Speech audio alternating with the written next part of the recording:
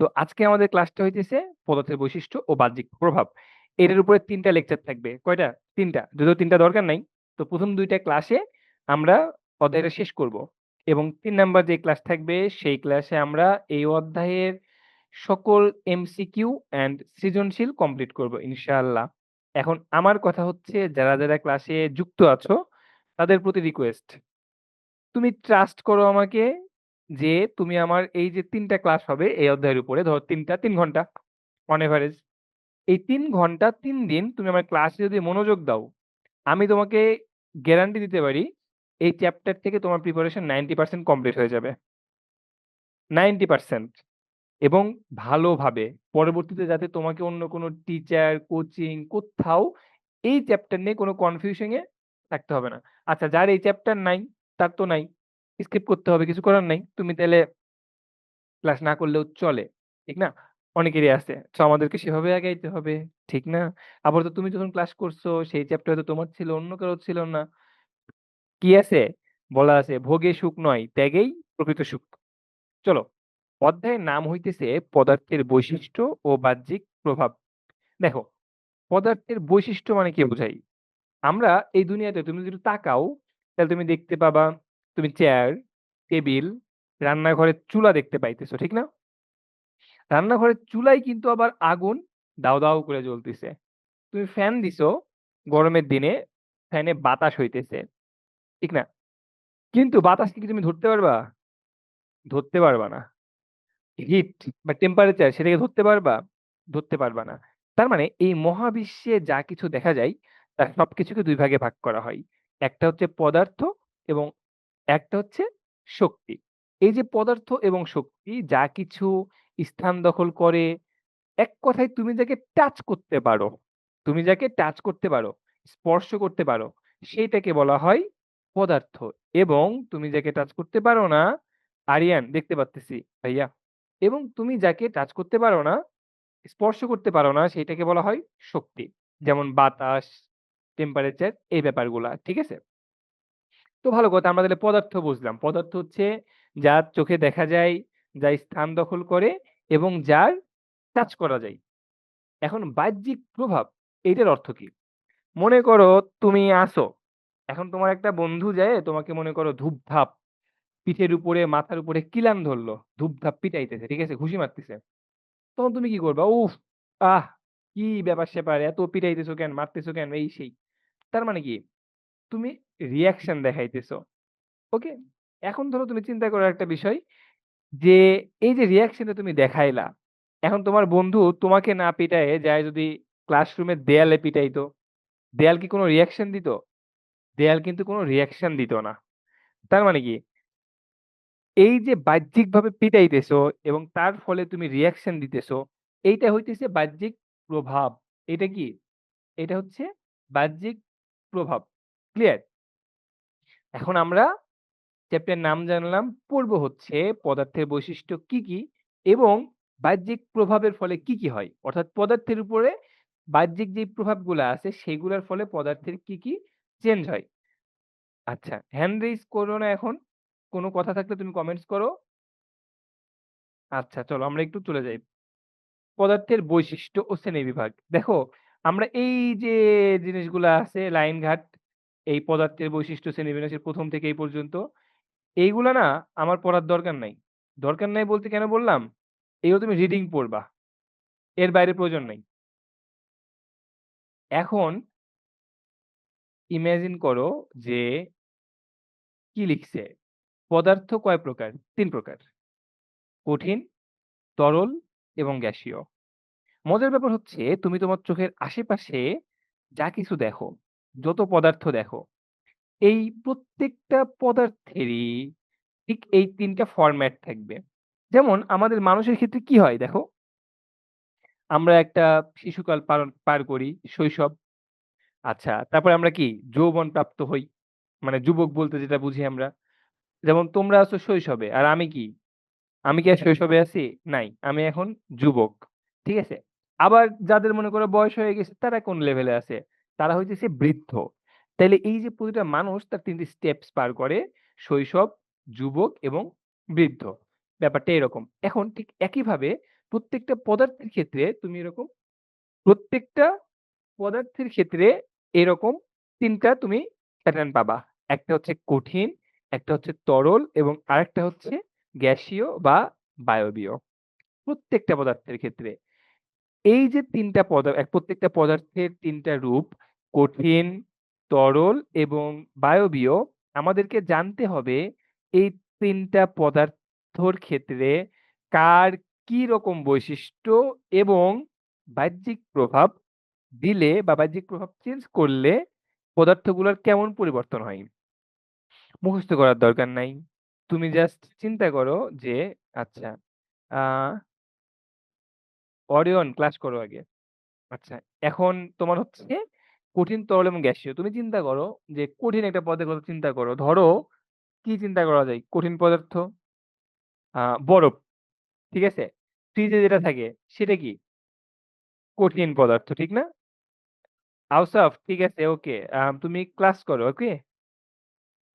ক্লাসে মনোযোগ দাও ভাইয়া। আচ্ছা, এখন বরফ হচ্ছে কঠিন পদার্থ। তুমি যদি এই বরফকে টেম্পারেচার দাও, হিট দাও অথবা বরফটা ফ্রিজে ছিল, তখন তুমি ফ্রিজ থেকে তাকে বের করে নিয়ে আসলা। তুমি কি এটা ফিল করতেছো? তুমি যখন বরফটাকে ফ্রিজ থেকে বের করে নিয়ে আসছো, তখন বরফের যে বাহ্যিক প্রভাবক বা বাহ্যিক অবস্থা, সেটা তুমি চেঞ্জ করছো। কিরকম? ফ্রিজের ভিতরে যে টেম্পারেচার ছিল, যে তাপমাত্রা ছিল, তুমি যখন বরফটাকে ফ্রিজ থেকে বের করে বাইরে নিয়ে আসছো, তখন নিশ্চয়ই আর সেই তাপমাত্রা থাকে নাই। কথা ঠিক? আচ্ছা, এই যে সেই তাপমাত্রাটা থাকলো না, তার মানে তার বাহ্যিক অবস্থার পরিবর্তন হইছে। মানে তুমি প্রভাবকটা চেঞ্জ করছো। প্রভাবক কোনটা? ওই যে আমি ইট ঘুষি মারলাম, কিল মারলাম এইটা। অর্থাৎ যেইটা অবস্থার পরিবর্তন করতে পারে। এখন আমি যখন বরফকে ফ্রিজ থেকে বের করে বাইরে রাখলাম, তখন তার তাপমাত্রার পরিবর্তন হইল এবং বরফটা গলে পানিতে পরিণত হয়ে গেল। তাইলে কঠিন পদার্থ অনেক শক্ত হয়। কেমন হয়? অনেক শক্ত হয়। যেইটাকে বইয়ের ভাষায় বলা হয় দৃঢ়। কি বলা হয়? এই যে দয় ঋকার ঢয় বিন্দু র, দৃঢ়। অর্থাৎ কঠিন পদার্থের দৃঢ়তা আছে। ওকে। তাহলে কঠিন পদার্থ সবচাইতে দৃঢ়, তরল পদার্থের দৃঢ়তা কম, আর গ্যাসীয় পদার্থের দৃঢ়তা একেবারেই নাই।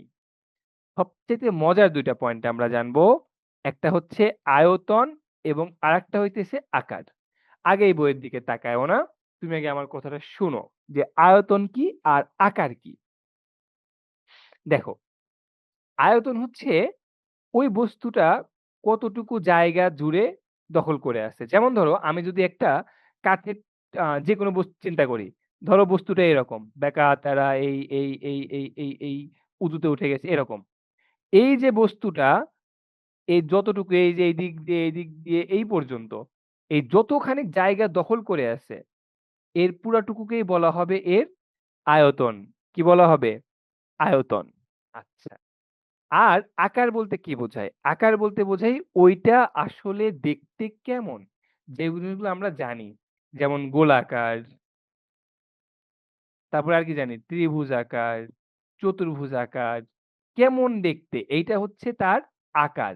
আর আয়তন বলতে কি বোঝায়? ওই পদার্থটা ঠিক কতটুকু জায়গা দখল করে আছে। ওকে? এবার একটু চিন্তা করো, তুমি বরফটা ফ্রিজে যখন রাখছিলা, তখন কেমন দেখা যাইতেছিল? একটা নির্দিষ্ট শেপে ছিল, ঠিক না? নির্দিষ্ট একটা শেপে ছিল। বরফটা যখন ফ্রিজের মধ্যে আছে, তখন কিন্তু বরফটা কি? কঠিন পদার্থ। যার নির্দিষ্ট আয়তন আছে এবং বরফটা কি? নির্দিষ্ট আকারও আছে। ওটা কি তুমি চেঞ্জ করতে পারতিছো? চেঞ্জ করতে পারবা না। ধরো ওই বরফের টুকরাটাকে তুমি যদি একটা বাটির মধ্যে রাখো, তাও বরফ বরফের মতোই থাকবে। তুমি যদি পাতিলের মধ্যে রাখো, তাও পাতিলের মধ্যে বরফের আকারেই থাকবে। তুমি যদি হাতের উপর করে রাখো, তাও বরফের আকারেই থাকবে। ব্যাপারটা কি এরকম? যে বরফকে তুমি পাতিলের মধ্যে দিলা আর বরফ পাতিল আকারের হয়ে গেল? তা কিন্তু না। তার মানে হচ্ছে কঠিন পদার্থের নির্দিষ্ট আয়তন আছে এবং নির্দিষ্ট আকারও আছে। এইবার ওই বরফটাকে তুমি চিন্তা করো যে তুমি একটা ছোট বাটি নিলা। ঠিক আছে? ছোট বাটি নিয়ে তার মধ্যে বরফটা রাখছো। কিছুক্ষণ পরে বরফ গলে পানির হয়ে যাবে এবং বাটির যেই শেপ, পানি শেপটা কি সেরকম হয়ে যাবে না? বাটির মতো হয়ে যাবে না? উপর থেকে দেখলে কি ব্যাপারটা কি এরকম যে বাটির মধ্যে এক সাইডে পানি উঁচু হয়ে আছে, এক সাইডে পানি নিচু হয়ে আছে, এরকম কি? তা কিন্তু হয় না। একটা নির্দিষ্ট শেপে সেটা বজায় থাকে। এই যে ব্যাপারটা অর্থাৎ নির্দিষ্ট একটা শেপে বজায় থাকা, এইটাই হইতেছে তোমার তরল পদার্থ। এবং তুমি ওই পানিটাকেই ধরো বাটির পরিবর্তে গ্লাসে রাখো, কি মনে হবে? গ্লাসের মতো দেখতে। তুমি কাঁচের ছোট গ্লাসে রাখো, কেমন লাগবে? ছোট গ্লাস সাইজের।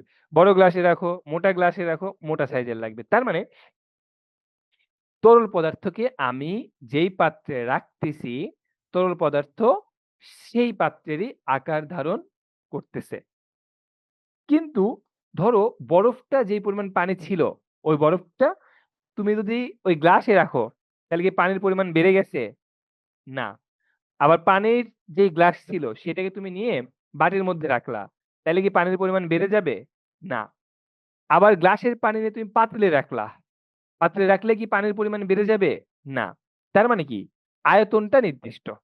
কিন্তু আকার নির্দিষ্ট নয়। আয়তন নির্দিষ্ট, আকার নির্দিষ্ট নয়। তাহলে আমরা কি বলতে পারি? দেখো, কঠিন পদার্থের ক্ষেত্রে আমরা কি বুঝলাম? বুঝলাম যে কঠিন পদার্থের আয়তনও নির্দিষ্ট, আকারও নির্দিষ্ট। আর তরল পদার্থের ক্ষেত্রে আয়তন নির্দিষ্ট কিন্তু আকারটা নির্দিষ্ট নয়। যখন যেই পাত্রে রাখা হয় তরল পদার্থ সেই পাত্রের আকারই ধারণ করে। আচ্ছা, এবার চলে আসো ভদ্রলোক গ্যাসীয় বা বায়বীয় অবস্থার ক্ষেত্রে। ঠিক আছে? মজার ব্যাপার হইতেছে এই গ্যাসীয় বা বায়বীয় পদার্থ এর নির্দিষ্ট কোনো আয়তন নাই, নির্দিষ্ট কোনো আকারও নাই। কথা হইতেছে নির্দিষ্ট আকার নাই এইটা বুঝলাম। বাট নির্দিষ্ট আয়তন নাই এইটা কিভাবে সম্ভব? এটাই সম্ভব, এটাই সায়েন্স। কিরকম? মনে করো তুমি একটা বেলুন, ঠিক আছে? আ ওই যে আমরা ঈদের সময় যে বেলুন দেখি আরকি ৳২০ দিয়ে আমরা কিনি। এখন ওই ৳২০ দিয়ে তুমি যখন বেলুন কিনলা, সেই বেলুনটা ধরো বড় সাইজের।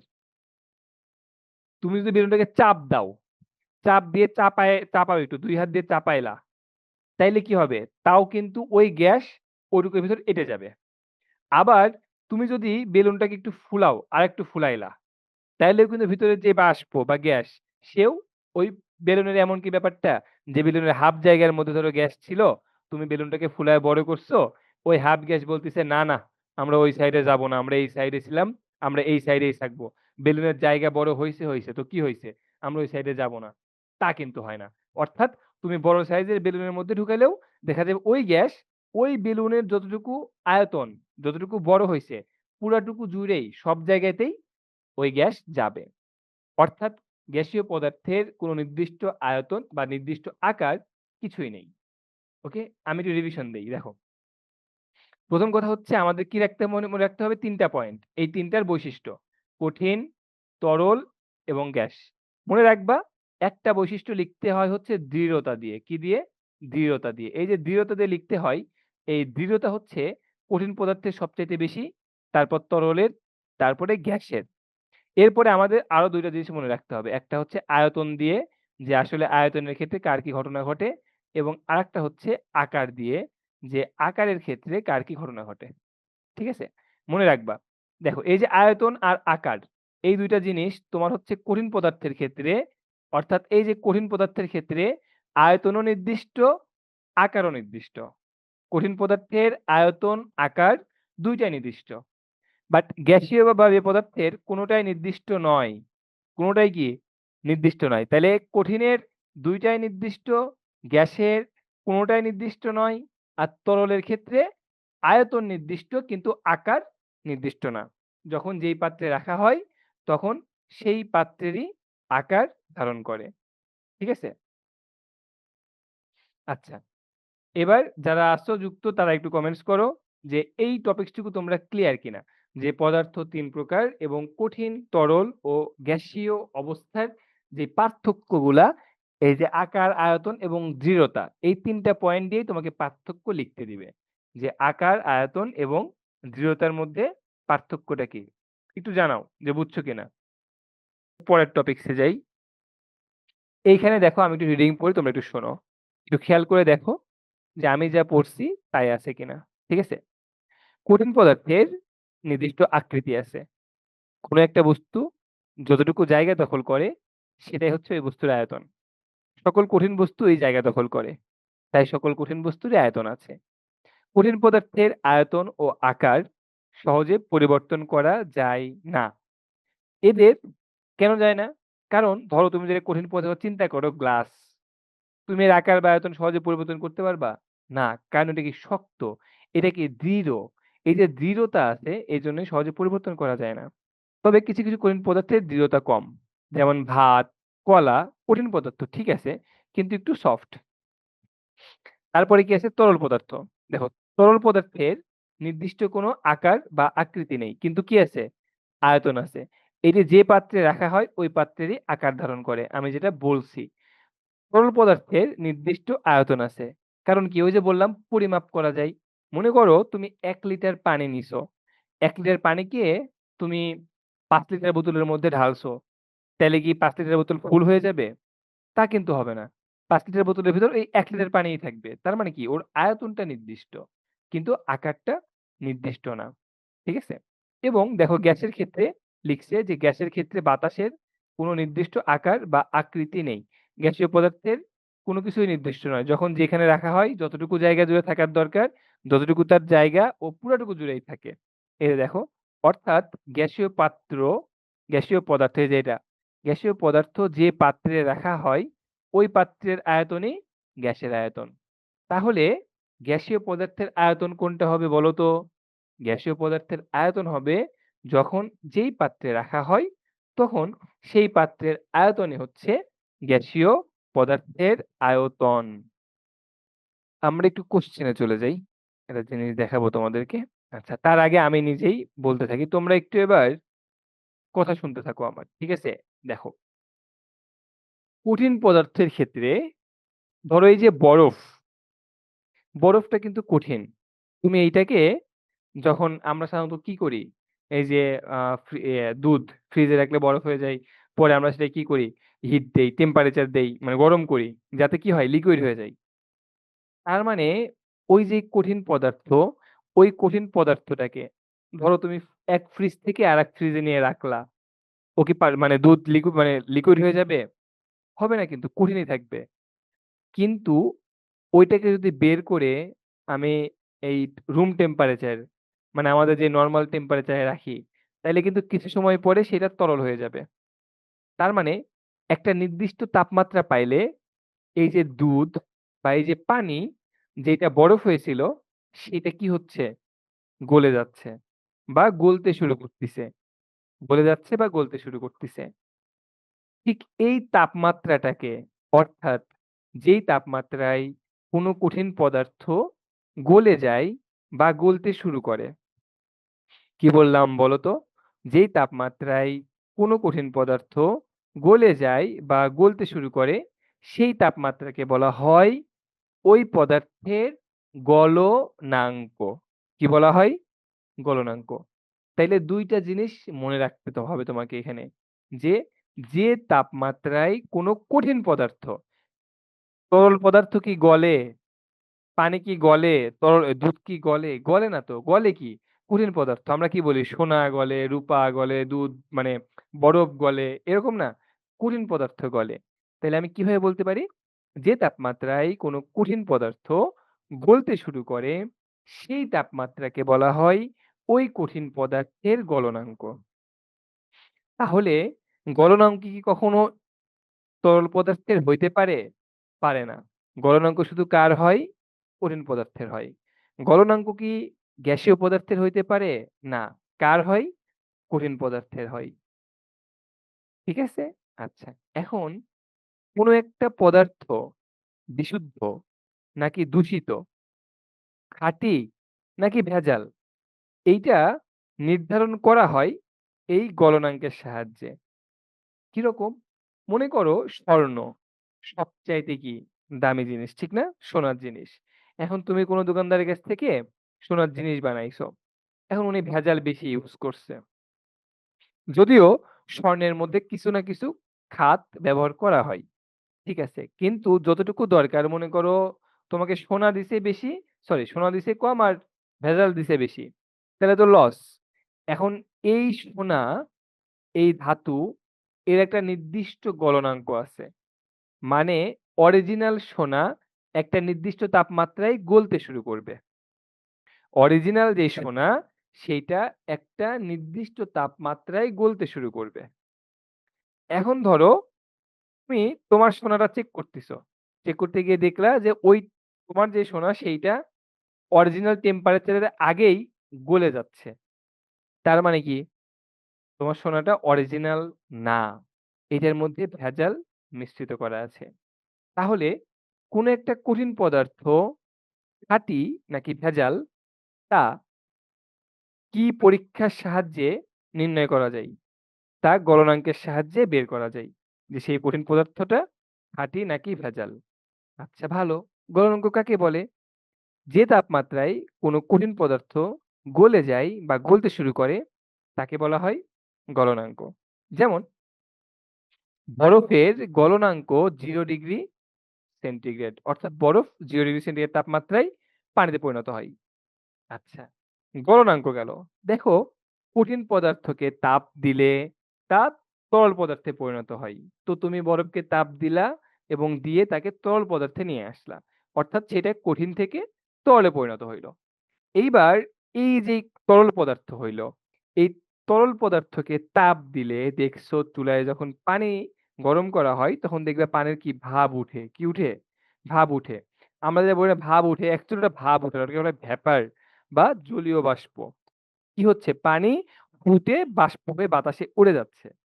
এখন মনে করো আমি এক পাতিল পানি দিলাম। দিয়ে আস্তে করে মনে করো যে আগুন জ্বালায় রাখলাম। তাহলে কি বাষ্প হবে? হবে না তো। তার মানে কি? একটা নির্দিষ্ট তাপমাত্রা লাগবে। ওই তাপমাত্রায় ওই পানি বাষ্প হয়ে ফুটতে শুরু করবে। তাইলে যে তাপমাত্রায় কোনো তরল পদার্থ, একটু খেয়াল করে দেখো, আগেরটার ক্ষেত্রে বলছিলাম যে তাপমাত্রায় কোনো কঠিন পদার্থ। আর এটার ক্ষেত্রে বলতেছি যে তাপমাত্রায় কোনো তরল পদার্থ গ্যাসীয় বা বায়বীয় অবস্থায় পরিণত হতে শুরু করে, যে তাপমাত্রায় কোনো তরল পদার্থ গ্যাসীয় বা বায়বীয় অবস্থায় পরিণত হতে শুরু করে, সেই তাপমাত্রাকে ওই তরল পদার্থের স্ফুটনাঙ্ক বলে। কি বলে? স্ফুটনাঙ্ক। অর্থাৎ কঠিন পদার্থের ক্ষেত্রে উল্লেখ করছিলাম কঠিন পদার্থ এবং শেষে যেয়ে বলছিলাম ওই কঠিন পদার্থের গলনাঙ্ক বলে। আর তরল পদার্থের ক্ষেত্রে বলতেছি যে তাপমাত্রায় কোনো তরল পদার্থ গ্যাসীয় অবস্থায় পরিণত হতে শুরু করে তাকে ওই তরল পদার্থের স্ফুটনাঙ্ক বলে। এইটাই হচ্ছে গলনাঙ্ক এবং কি স্ফুটনাঙ্ক। কি কি বললাম বলো তো? বললাম গলনাঙ্ক এবং স্ফুটনাঙ্ক। ঠিক আছে? আচ্ছা, এবার আমার কথা হইতেছে আমরা একটু বইয়ে আবার চলে যাই। দেখো মোমবাতি আমরা সবাই জানি, ঠিক না? মোম। এখানে উল্লেখ করে দেওয়া আছে, এই লাইনটা মনে রাখতে হবে যে ৫৭°C এইটা হচ্ছে মোমের গলনাঙ্ক। এটা কি? এইটা মোমের গলনাঙ্ক। মোমের গলনাঙ্ক। ওকে? বুঝতে পারছো? মোমের গলনাঙ্ক কত? ৫৭°C। অর্থাৎ তুমি যদি মোমেরকে ৫৭°C তাপমাত্রা দাও তাইলে মোম গলতে শুরু করবে। এটা আমাদেরকে কি করতে হবে? মনে রাখতে হবে। তারপরে স্ফুটনাঙ্কের ক্ষেত্রে দেখো কি বলছে? যে পানির ন্যায় স্ফুটনাঙ্ক এই যে পানির স্ফুটনাঙ্ক হইতেছে ১০০°C। অর্থাৎ তুমি যদি পানিকে ১০০°C টেম্পারেচার দাও তাইলে পানি কি হবে? ফুটতে আরম্ভ করবে। এইবার আমাকে একটু জানাও তোমরা যারা আছো তারা এই বিষয়গুলো বুঝছো কিনা? যে পদার্থ কি, শক্তি কি, পদার্থ ৩ প্রকার কঠিন, তরল, বায়বীয় প্রত্যেকটা পদার্থের বৈশিষ্ট্য বা পার্থক্য আকারে বলতে পারা এবং এরপরে গলনাঙ্ক এবং স্ফুটনাঙ্ক এই দুটো জিনিস জানলাম আমরা। মোমের গলনাঙ্ক জানলাম ৫৭°C, বরফের গলনাঙ্ক 0°C, পানির তাপমাত্রা ১০০°C। এই বিষয়গুলা তোমরা জানছো, বুঝতে পারছো কিনা বলো? ক্লিয়ার স্যার, ওকে। আফনান তাহরা বুড়ি, ওকে। আচ্ছা, এবার আমার একটা কোশ্চেন, সেটা হচ্ছে তোমাদের মধ্যে কেউ আছো যে ধরো যে আহ অ্যান্সার করতে পারবা, মানে উইলিংলি, যে স্যার আপনি আমাকে কোশ্চেন করেন, আপনি যা যা পড়াইছেন আজকে এই মোমেন্ট পর্যন্ত আমি সেখান থেকে অ্যান্সার করতে পারবো। সাহস করে, এনিওয়ান, যে পারবা সে হ্যান্ড রেইজ করো।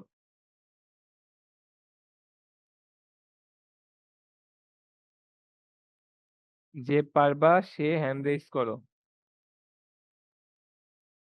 আচ্ছা, সাইয়েদ হাসান, তুমি সবার আগে হ্যান্ড রেইজ করছো, তোমাকে আনমিউট করলাম। আওসাফ maybe. আওসাফ, Sir, can you hear me? yes I can hear you. How are you? Okay, I'm fine. ওকে আওসাফ, তুমি আমাকে বলো মোমের গলনাঙ্ক কত? মোমের গলনাঙ্ক 57 ডিগ্রি সেলসিয়াস। আচ্ছা, বরফের গলনাঙ্ক কত? বরফের গলনাঙ্ক তো 0। পানির স্ফুটনাঙ্ক কত? 100 ডিগ্রি সেলসিয়াস। কোন একটা পদার্থ খাঁটি নাকি ভেজাল এটা আমরা কিভাবে বুঝতে পারবো? কোন একটা পদার্থ খাঁটি নাকি ভেজাল? ইয়েস।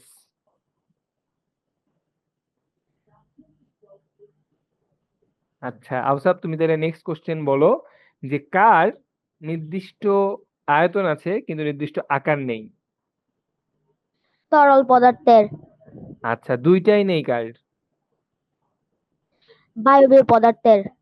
ঠিক আছে আওসাফ, তুমি গুড, ভালো অ্যান্সার দিছো। একটা কোশ্চেনের অ্যান্সার তুমি পারো নাই। আমরা দেখি পরবর্তী যারা আছে তাদের কি অবস্থা, ঠিক আছে? Okay sir. ওকে, আওসাফ তুমি মিউট হয়ে যাও। নওরিন, নওরিন শুনতে পাচ্ছ? হ্যালো, স্যার, আসসালামু আলাইকুম। ওয়ালাইকুম আসসালাম, কেমন আছো? আচ্ছা, ভালো আছি, আপনি কেমন আছেন? আলহামদুলিল্লাহ ভালো আছি। তোমার জন্য প্রথম প্রশ্ন, সেটা হচ্ছে যে কোন পদার্থের নির্দিষ্ট আকার এবং আয়তন দুইটাই আছে? কঠিন পদার্থের। আচ্ছা, কঠিন পদার্থের ঠিক বিপরীত বৈশিষ্ট্য কার? স্যার, আবার বলেন। কঠিন পদার্থের একদম বিপরীত বৈশিষ্ট্য কার? তুমি বললা আকার আয়তন দুইটাই আছে কঠিন পদার্থের, তাইলে আকার আয়তন দুইটার একটাও নাই কার? গ্যাসীয় পদার্থের। গ্যাসীয় পদার্থের। বলো তো মোমের গলনাঙ্ক কত? আর 57 ডিগ্রি সেলসিয়াস। আচ্ছা, পানির স্ফুটনাঙ্ক কত? 100 ডিগ্রি সেলসিয়াস। ওকে, কিসের সাহায্যে প্রমাণ করা যায় যে কোন একটা পদার্থ খাঁটি নাকি ভেজাল?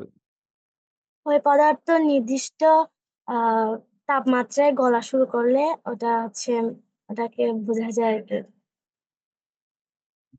বলো, নির্দিষ্ট তাপমাত্রায় গলা শুরু করলে? মানে নির্দিষ্ট তাপমাত্রায় গলা শুরু করলে ওটা খাঁটি নাকি ভেজাল ওটা বোঝা যায়। হুম হুম নির্দিষ্ট তাপমাত্রায় গলা শুরু করছে, তাহলে আমি বুঝবো কেমন এটা খাঁটি না ভেজাল? ঠিক আছে, চলো দেখি আমরা কে পারে, এর পরবর্তীতে যাই। আফনান, আফনান আনমিউট করছি। হ্যালো আফনান, শুনতে পাচ্ছ?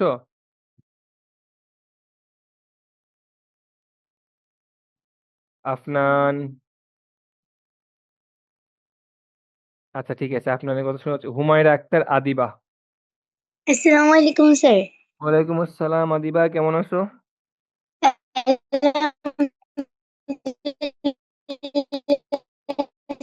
স্যার, ভালো আছি, আপনি কেমন আছেন? আমিও ভালো আছি। আদিবা তোমার জন্য হ্যালো কোশ্চেন স্যার। হচ্ছে, হ্যাঁ আদিবা বলো যে মোমের গলনাঙ্ক কত? মোমের গলনাঙ্ক 57 ডিগ্রি সেলসিয়াস না ফারেনহাইট?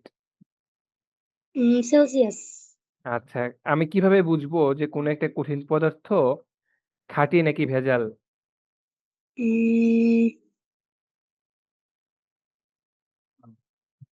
সরি স্যার, এটা উত্তর দিতে আচ্ছা, পারবো না। কোনো সমস্যা নাই। আদিবা বলো পানির স্ফুটনাঙ্ক কত? 100 ডিগ্রি সেলসিয়াস। আচ্ছা, তুমি বলো আদিবা যে ধরো আমি বাষ্পীয় পদার্থ থেকে যদি তাপ রিলিজ করি, তাইলে সেইটা কোন পদার্থে পরিণত হবে? তাপ কমাই, ধরো গ্যাসীয় অবস্থায় আছে একটা বস্তু, আমি সেখান থেকে তাপ কমাইলাম, তাইলে সেটা কোন পদার্থে পরিণত হবে? উম, কঠিন। কঠিনে। কেন তুমি কঠিন বললা? ধরো আমি কঠিনের আগে কি হবে? ওকে গ্যাস পানি এক্স্যাক্টলি, তার মানে তরলে পরিণত হবে আগে। ভালো জিনিস তুমি ধরছো, ঠিক আছে? তুমি গ্যাস থেকে তাপ কমাইলা একটু, তাইলে কি তরল ছিল, আমি তাপ দিয়ে বাষ্প করছিলাম, ঠিক না? কঠিন থেকে তো আর Yeah. বাষ্প বাষ্প হয়ে যায় নাই। Yeah. তার মানে গ্যাস থেকে তুমি একটু কমাইছো, তখন তরল হইছে। দেন তরল থেকে যদি আমি আরো তাপমাত্রা কমাই, তাপ কমাই, তাহলে সেটা কঠিনে পরিণত হবে। ক্লিয়ার? Yes, sir.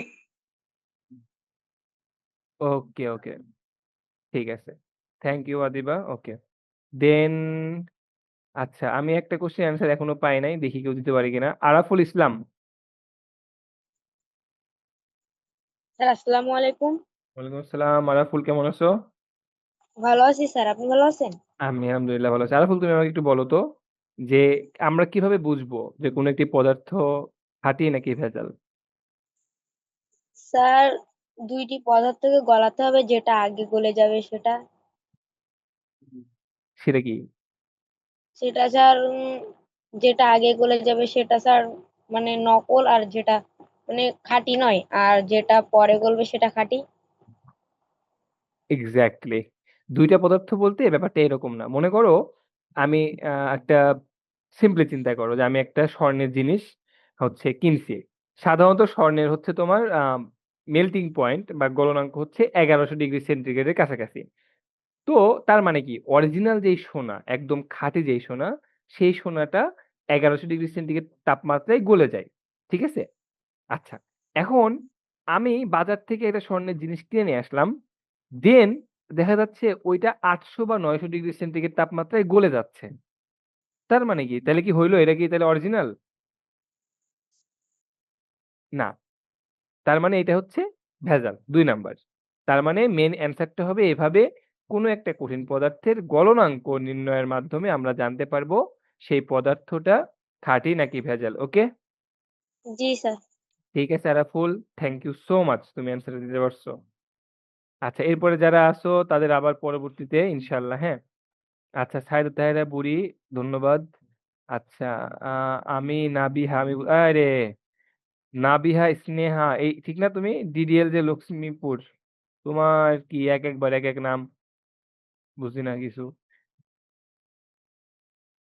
আচ্ছা, আফনান, কেন যে হয় ভাইয়া আমি নিজেও জানি না। ঠিক আছে? সত্যি কথা হচ্ছে এইটাই। তুমি তোমার ইয়ে কইরো, আ আরিয়ান দেখতে পাচ্ছি। আমি এখন জয়েন হইছি অনেক পরে আরিয়ান। আফনান, তুমি একটা কাজ কইরো। সেটা হচ্ছে যে আ তুমি হচ্ছে আমার কাছে মনে হয় তুমি তোমার জুমটা আনইনস্টল করে ইনস্টল কইরো। ঠিক আছে? মানে আবার নতুন করে ইয়ে করলে হয়তো ক্লিয়ার হইতে পারে প্রবলেমসটা, হ্যাঁ? ওকে, চলো আমরা তাইলে পরবর্তী পয়েন্টে চলে যাই। একটা জিনিস এবার দেখো। সেটা হচ্ছে ধরো আমরা ওকে, আমরা এখানে আসি দেখো। এখানে ২ টা জিনিস তুমি দেখতে পাচ্ছ। একটা হইতেছে ধাতু আর আরেকটা হইতেছে অধাতু। এখানে যেটা বিষয় সেটা হচ্ছে আমাদেরকে আপাতত এই ধাতু এবং অধাতুর বিষয়গুলা বোঝার জন্যে আমাকে কিছু জিনিস জানতে হবে। সেটা হচ্ছে একদম লাস্টের লাইনেরটা তুমি পড়বা খালি। আর কিচ্ছু পড়ার দরকার নাই। যে ধাতু বা ধাতব পদার্থসমূহ দেখতে চকচকে। দেখতে কেমন? চকচকে। যদি তাই হয় তাইলে সোনা কি ধাতু না অধাতু? চকচক করে দেখতে, ধাতু। এরা তাপ ও বিদ্যুৎ সুপরিবাহী। তুমি বিশ্বাস করো, তুমি এই ৩ টা পয়েন্ট মনে রাখবা যে চকচকে, তাপ আর বিদ্যুৎ। ধাতু দেখতে চকচকে, অধাতু দেখতে চকচকে না। ধাতু তাপ সুপরিবাহী, অধাতু তাপ কুপরিবাহী বা পরিবহন করে না। ধাতু বিদ্যুৎ পরিবাহী, অধাতু বিদ্যুৎ পরিবাহী না। ব্যাপারটা কি বোঝায়? বিদ্যুৎ পরিবাহী বা তাপ পরিবাহী বলতে মনে করো একজন মানুষ, সে হইতেছে কারেন্টের শক খাইছে, ঠিক আছে? কারেন্টের শক খায় লাফাইতেছে, কাঁপাকাঁপি করতেছে। তুমি দেখলা যে ওই মানুষটা শক খাইছে। এখন তুমিও সুন্দর করে ওই লোকে হাত ধরছো। তাহলে কিন্তু তুমিও শক খাবা। ১। আবার ধরো অথবা তুমি একটা লোহা নিয়ে ওই লোককে আঘাত করছো সরানোর জন্যে। তাইলেও তুমি শক খাবা। কারণ তুমি নিজেও বিদ্যুৎ পরিবহন করো এবং লোহা নিজেও বিদ্যুৎ পরিবহন করে। অর্থাৎ যার ভিতর দিয়ে বিদ্যুৎ যাইতে পারে সেটাকেই বলা হয় বিদ্যুৎ সুপরিবাহী। আর যার ভিতর দিয়ে বিদ্যুৎ যাইতে পারে না তাকে বলা হয় বিদ্যুৎ কুপরিবাহী। এটা হচ্ছে শব্দ কোনো পদার্থ না। কারণ শব্দ এক প্রকার শক্তি। এই যে আমি কথা বলতেছি, তুমি আমার সামনে থাকলেও কি আমার শব্দটাকে ধরতে পারতা? পারতা না। এরপরে কঠিন পদার্থের কি আছে? কঠিন পদার্থের ভর আছে। আর ধাতব পদার্থসমূহ, দেখো লোহাকে বললাম ধাতু, অ্যালুমিনিয়ামের যে প্লেট, গ্লাস এগুলোকে বললাম ধাতু, চকচকে দেখতে। এগুলোকে আঘাত করলে কি হয়? এগুলোকে আঘাত করলে কি হয়? বলো। এখন এই যে লোহাকে আঘাত করলে কি ভেঙে যায়? সহজে ভাঙে? সহজে ভাঙে? ভাঙে না। ঠিক আছে? ওকে। দেন পদার্থের বৈশিষ্ট্য কি, কি? চিন্তা করে দেখো, পড়াইছি কিনা? উদাহরণ দিয়ে বুঝাও। আলো এক ধরনের পদার্থ। এটা কি সত্য না মিথ্যা? তোমার উত্তরের পক্ষে যুক্তি দেখাও। জাস্ট যদি আমার ক্লাস করে থাকো ১ম থেকে, তাইলেই আমার বিশ্বাস এই কোয়েশ্চেনের অ্যান্সার শেষে করতে পারবা। যে আলো এক ধরনের পদার্থ, এটা কি সত্য নাকি মিথ্যা? ঠিক আছে? আমি কিছু বললাম না। যারা ক্লাসে পরে জয়েন করছো, তোমাকে কষ্ট করে ক্লাস দেখে, রেকর্ড দেখে বুঝতে হবে। বাট আমি এটা বুঝাইছি। দেন দেখো কঠিন, তরল ও বায়বীয় পদার্থের মধ্যে পার্থক্য কি, কি? খেয়াল করে দেখো তো, একটা কোয়েশ্চেন পড়ানো হইছে, ২ টা কোয়েশ্চেন পড়ানো হইছে। গলনাঙ্ক, স্ফুটনাঙ্ক কি? উদাহরণ দিয়ে বুঝাও। এইটাও পড়ানো হইছে। শুধু বাদ থাকলো এই ৩ নাম্বার কোয়েশ্চেনটা। ঠিক আছে? তো আমরা তো একদিনে আর শেষ করব না। সো ওটা স্কিপই থাকবে আজকে। এরপরে কি আছে? আচ্ছা, এরপরের ব্যাপারগুলো আছে সৃজনশীল প্রশ্ন। আচ্ছা। ওকে। তো আজকে এই পর্যন্তই ক্লাস। আজকে কুইজ হবে না। ঠিক আছে? নেক্সট দিনে আমরা এই অধ্যায়ের বাকিটা শেষ করে ফেলবো। একটা জিনিস খেয়াল করে দেখো, বইয়ে কিন্তু এইটার অ্যান্সার দেওয়া নাই। যে আলো এক ধরনের পদার্থ কিনা, শক্তি কিনা। তারপর আমি যেটা বুঝাইলাম যে তুমি কিভাবে একটা পদার্থ খাঁটি না ভেজাল সেটা মেজার করতে পারবা, করবা। এইটাও কিন্তু তুমি জানো না। এটা কি তুমি জানো? এইটাও তুমি জানো না। তাহলে এই যে ব্যাপারটা, এটার জন্য তোমাকে ক্লাস করতে হবে। এটার জন্য তোমাকে ক্লাস জয়েন করতে হবে। ঠিক আছে? ওকে। ঠিক আছে। তার মানে সবাই ক্লাসে মনোযোগ দিবা। আচ্ছা, এইখানে একটা মিস্টেক হইছে। এখানে তোমরা কেউ কিচ্ছু বলো নাই। সেটা হচ্ছে দেখো, আমি যে বললাম নির্দিষ্ট আকার ও আয়তন আছে। এই কথাটা কি সত্য? একটা স্টুডেন্টও তোমরা কেউ কমেন্টস করলা না। যে না স্যার আপনি ভুল বলছেন। তার মানে কি? মানে চোখ কান বুজে খালি স্যার কইছে মানে ওটাই অ্যান্সার। স্যার বলছে মানে ঠিকই বলছে। বিষয়টা এরকম। কথা ঠিক না? আসলে যে স্যার ভুল বলতে পারে বা আমি তাইলে কেন এরকম হইল? দেখো, থাকা দরকার। বাট কেউ ওইদিকে খেয়ালই করো নাই। আমি যে বললাম প্রত্যেকটা পদার্থের নির্দিষ্ট আকার ও আয়তন আছে। আমি ২ বার বলছি এই কথাটা এই জায়গাতে। যাতে একজন অন্ততপক্ষে রেসপন্স করো। কেউ রেসপন্স করে নাই। ভাইরে, গ্যাসীয় পদার্থের কি নির্দিষ্ট আকার আয়তন আছে? নাই। তাহলে তো এটা হবে না। যদি এটা না হয়, তাহলে কিন্তু আমাদের এই অ্যান্সারটা ভুল। তাইলে কি হবে? পদার্থের ভর আছে। আমি ওই যে বলছিলাম, যার ভর আছে, যা স্থান দখল করে, তাই হচ্ছে পদার্থ। পদার্থের ভর আছে। শব্দ কোনো পদার্থ নয়। কঠিন পদার্থের নির্দিষ্ট আকার ও আয়তন আছে এবং ধাতব পদার্থ সমূহকে আঘাতে তা ভেঙে যায় না। বুঝা গেছে? খালি চোখ কান বুজে মানে খালি পড়েই যাও। স্যারের কথা খালি শুনেই যাও। একটু চিন্তা ভাবনা করতে হয়। আরিশা জান্নাত, হ্যাঁ, আজকে তাড়াতাড়ি ক্লাস শেষ। ও এটা কে? আরাফাতুল ইসলাম। এক্সাক্টলি আরাফাতুল ইসলাম, গুড, শাব্বাস। আরাফাতুল ইসলাম ও কমেন্টসটা করছিল, আমি দেখি নাই। Thank you so much. Very good Arafatul. But পানি ভেঙে যায় না। বাট পানি বায়ু যে আলাদা। ও আচ্ছা। তুমি ওই সংক্ষিপ্ত প্রশ্নের অ্যান্সার আমি বলব না তো। কারণ আমি হচ্ছে ক্লাস করাইছি, ওটা আমি ১ম এ বলছি। যে কোনটা পদার্থ কোনটা শক্তি। ক্লাস আগেই শেষ বলতে ১০ মিনিট আগেই শেষ করা হচ্ছে। ঠিক আছে? কারণ মোটামুটি শেষ। এখন ধরো যে তোমাদের যদি কারো কোনো কোয়েশ্চেন থাকে, তাহলে তোমরা কোয়েশ্চেন করতে পারো। আমি সেটার অ্যান্সার দিব। ইনশাআল্লাহ। যদি না থাকে তাহলে এখানেই। যার কোয়েশ্চেন আছে শেষেই কোশ্চেন করো। ডাব্লিউ হচ্ছে আমি ক্লাসে যা যা পড়াইছি। প্রথম কথা হচ্ছে আমি ক্লাসে যা যা পড়াইছি। তোমার বইয়ে কি আছে সেটা না। বইয়ের বাইরেও আমি অনেক কিছু পড়াইছি। ক্লাসে যা যা পড়াইছি আমার ক্লাসের প্রত্যেকটা কথা শুনবা, নোটস করবা, সেই অনুযায়ী প্রিপারেশন নিয়ে আসবা। নেক্সট ক্লাসে আমি র্যান্ডমলি পড়া ধরবো। এটাই হচ্ছে হোমওয়ার্ক। এর বাইরে কিচ্ছু পড়ার কোনো দরকার নাই। ঠিক আছে? যা পড়াইছি সেগুলাই খালি পড়ে আসো। টেনশনের কোনো রিজন নাই। ঠিক আছে? তো সবাইকে অসংখ্য ধন্যবাদ আমার সাথে থাকার জন্য, এডু পরিবারের সাথে থাকার জন্য। ইনশাআল্লাহ পরবর্তী ক্লাসে তোমাদের সাথে আবারও দেখা হবে। সে পর্যন্ত সবাই ভালো থাকো, সুস্থ থাকো। আল্লাহ হাফেজ। আসসালামু আলাইকুম। আচ্ছা যারা পরে জয়েন করছো তারা কালকে দুপুরের মধ্যে রেকর্ড ক্লাস পাওয়া যাবে ওয়েবসাইটে, সেখান থেকে ক্লাসটা করে ফেলবা। আমার নাম আরাফাতুর না আরাফুল। ঠিক আছে ভাইয়া? ইনশাআল্লাহ আরাফুল। নেক্সট টাইম ইয়ে করবো, হ্যাঁ? ঠিক আছে। ওকে। না আজকে কোনো কুইজ নাই। প্রথম ক্লাসে কুইজ দেওয়ার মতো কিছু নাই। ওকে, ঠিক আছে। সবাই ভালো থাকো। আল্লাহ হাফেজ। আসসালামু আলাইকুম।